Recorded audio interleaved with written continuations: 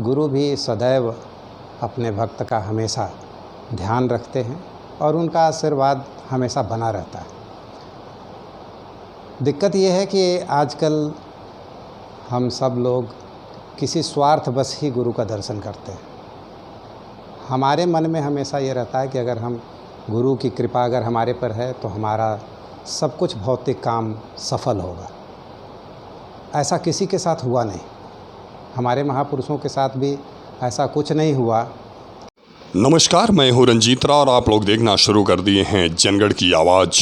अभी आप लोगों ने जिस शख्सियत को सुने हैं वे हैं शल्यक हॉस्पिटल के चेयरमैन ख्याति उपलब्ध डॉक्टर एस.सी. तिवारी जी। पद्मश्री काशी विश्वनाथ मंदिर न्यास के अध्यक्ष रहे। आचार्य डॉक्टर श्री हरिहर कृपालु त्रिपाठी महाराज के अनन्य भक्त डॉक्टर एस.सी. तिवारी जी ने जो कुछ भी आपको सुनाया है वह इस वीडियो में आगे भी आप सुनेंगे। वे कहते हैं कि गुरु की कृपा ही सबसे श्रेष्ठ है और जब गुरु की कृपा हो जाती है तो सबकी कृपा होने लगती है। आप लोग देखिए, शल्यक अस्पताल है और इसी अस्पताल में मरीजों को देखते हैं श्री डॉक्टर एस.सी. तिवारी जी। ये उनका पार्किंग है जहाँ पे स्पष्ट लिखा है कि पार्किंग में वाहन खड़ा करें। ये अंदर है, उन्होंने अस्पताल के एकदम अंदर परिसर में बनवाया है। बहुत सुरक्षित जगह है ये पार्किंग। और देखिए यहाँ कोविड हेल्प डेस्क भी लिखा हुआ है और ये मरीजों के नंबर लगाने के बाद सामने वेटिंग रूम बना है। यहाँ लिखा हुआ है कि कृपया यहाँ गंदगी न करें। और ये वो बिल्डिंग है अस्पताल की जिसमें मरीजों को डॉक्टर साहब देखते हैं। मरीज बिल्कुल संतुष्ट होके जाते हैं। इसकी सबसे बड़ी वजह यह है कि डॉक्टर साहब पर्याप्त समय देते हैं मरीजों को, उनसे एक एक परेशानी को पूछते हैं। ये नहीं कि आए, नंबर लगाए, दिखाए और तुरंत डॉक्टर साहब ने लिखा और चल दिए। उनको पता ही नहीं चला मरीज़ को कि डॉक्टर साहब ने तो हमसे कुछ पूछा ही नहीं और हमने कुछ बताया ही नहीं। नहीं, ऐसा नहीं होता है। होता ये है कि डॉक्टर एस.सी. तिवारी जी बहुत ही अनुभवी डॉक्टर हैं और वो मरीजों का पूरा कुशल क्षेम पूछते हैं। उसके बाद उसको दवा लिखते हैं और पूरा परहेज़ से लेकर सावधानियों के साथ उनको जागरूक भी करते हैं। देखिए, तत्वबोध कॉलेज स्कूल है इनका और इसी स्कूल में शिक्षा दीक्षा भी दी जाती है बच्चों को। कहने का मतलब ये है कि स्वास्थ्य और शिक्षा दोनों Tatvabodh inter college central public junior high school दोनों डॉक्टर एस.सी. तिवारी जी जनता को समर्पित किए हुए हैं। अब आप लोगों को मैं बता दूं, ये डॉक्टर एस.सी. तिवारी जी जीवन की सफलता को गुरु का कृपा, गुरु का प्रसाद मानते हैं।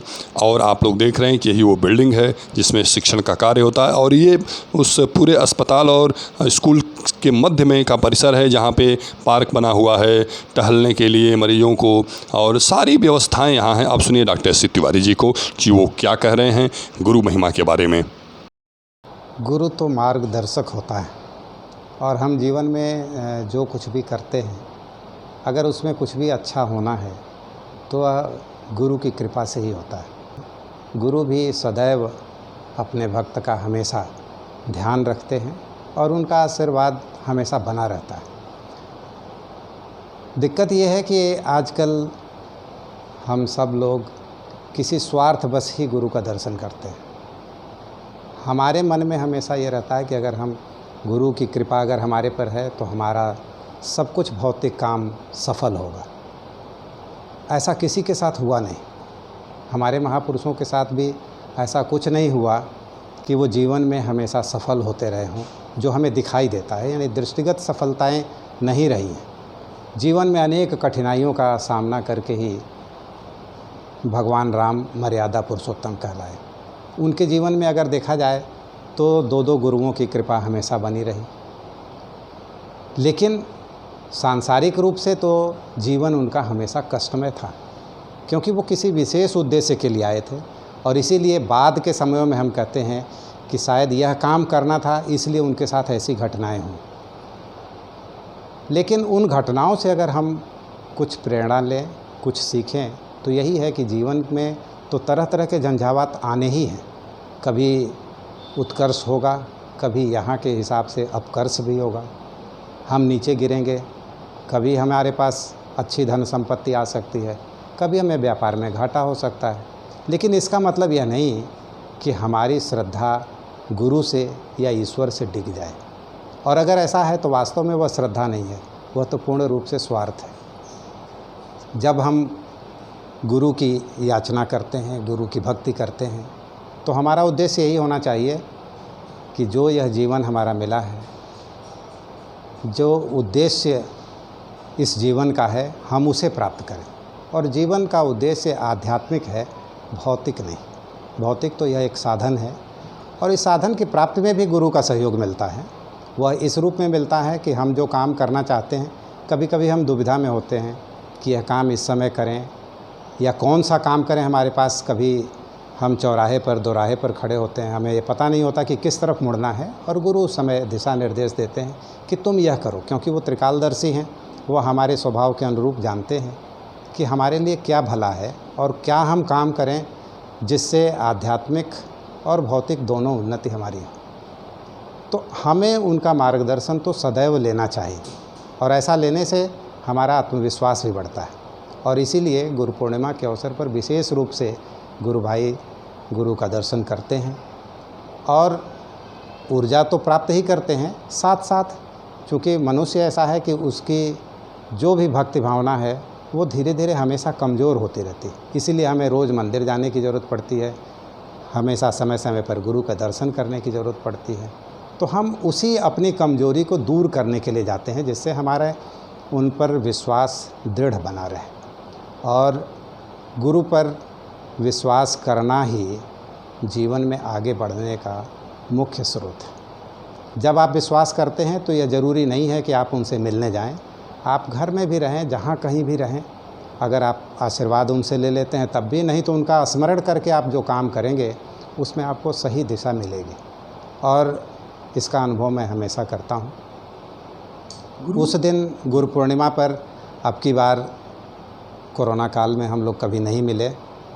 इस बार स्वतः उसकी पूर्व रात्रि को मुझे ऐसा महसूस हुआ कि मुझे चलना चाहिए, तो मैंने बहुत सुबह, जबकि मैं हमेशा शाम को जाया करता था, उस दिन मैं प्रातःकाल 6 बजे नहा करके यहाँ से निकल लिया, और वहाँ जा कर के मैंने दर्शन किया, और उसके बाद आकर के हमने अपना काम प्रारंभ किया। तो यह शायद एक प्रेरणा चाहे वहाँ से मिली हो, जहाँ से मिली, और मैं सुबह सुबह चला गया, दर्शन किया, मुझे बहुत अच्छा लगा। गुरु भगवान ने इस बात को बताया विधानों में कि सबसे पहले मऊ से जो है हमारे प्रिय भक्त देसी तिवारी जी आए थे, और उन्होंने दर्शन पूजन किया, मन बहुत प्रसन्न है। आप कब से परिवार कब से गुरु जी से जुड़ा हुआ है इस समय? मैं तो 85 में आया था मऊ में, और 86 से गुरु जी से मिलता रहा हूँ। तो कुरहंस आश्रम में हमेशा हम लोग जाते थे, और वहाँ भी किसी बहुत भौतिक लाभ के लिए नहीं, मिलने के लिए जाते थे। और अधिकतर मैं सायंकाल जाता था, और काफ़ी देर तक हम लोग रहते थे। जब अन्य लोग मिल करके चले जाया करते थे तब रहते थे, और हमेशा जो भी चर्चाएं होती थी, जो भी प्रकारांतर से बातचीत के माध्यम से भी जो दिशा निर्देश मिलते थे, उसको हम लोग बाद में मनन करके और तब निकालते थे कि ये हमारे लिए क्या दिशा निर्देश हैं, और उस निर्देश का ही पालन किया करते थे, और उससे संतोष मिलता है। मुझे तो ऐसा आभास होता है कि किसी गुरु के सानिध्य से अगर आपको संतोष मिलता है तो यही परम उपलब्धि है, क्योंकि जीवन में भौतिक कुछ भी आप प्राप्त कर लें, कभी भी संतोष नहीं होता। तो जो कुछ भी आपके पास है, जो काम में आपको सफलताएं मिल रही हैं, और जो कुछ भी आपके पास आर्थिक प्रगति है, अगर उसमें संतोष है तो शायद यह बहुत बड़ी आध्यात्मिक उपलब्धि है। अच्छा, वहाँ महाठारा दुर्गा जी का जो मंदिर है, वहाँ दर्शन करने के बाद जब गुरु जी के आशीर्वचन प्राप्त होते हैं, और सौभाग्य से वो बीच गुरु माता जी और गुरु भगवान के आध्यात्मिक उत्तराधिकारी सुपुत्र श्री सुधांशु जी महाराज, तीनों लोगों का जब एक साथ दर्शन होता है तो कैसा महसूस होता है? नहीं, वह तो वैसे ही है कि जब आप राम दरबार का दर्शन करते हैं, आप माँ सीता के साथ और हनुमान जी को एक साथ रख कर के दर्शन करते हैं, उनकी पूजा अर्चना करते हैं, वह कुछ उसी तरह का है। और अगर तीनों का दर्शन हो जाए एक साथ में तो यह परम सौभाग्य की बात है। और बिल्कुल शंकर भगवान के भी परिवार जैसा वहाँ अनुभूत होने लगती है। क्या संदेश देना चाहते हैं आप जनपद वासियों को, या किसी को भी जो भक्त है ईश्वर का या उसमें आध्यात्मिक विचार है? मैं तो सबसे यही कहूँगा कि मैं यह नहीं कहता कि आप हमारे गुरु भाई ही बने, हमारे गुरु के यहाँ ही जाएं, लेकिन आप जिस भी गुरु को मानते हैं उसमें यह ध्यान रखें कि वह आपको सन्मार्ग पर ले जाने वाला हो, आपका मार्गदर्शन ऐसा करे कि केवल आप भौतिक जगत में ही उलझ करके न रह जाएं, आपका कुछ आध्यात्मिक विकास हो, आप यह समझें कि वास्तव में जीवन क्यों मिला है और कुछ उस पर आपकी प्रगति हो पाए। तो ऐसे ही मैं सभी के लिए कामना करता हूँ। बहुत बहुत धन्यवाद।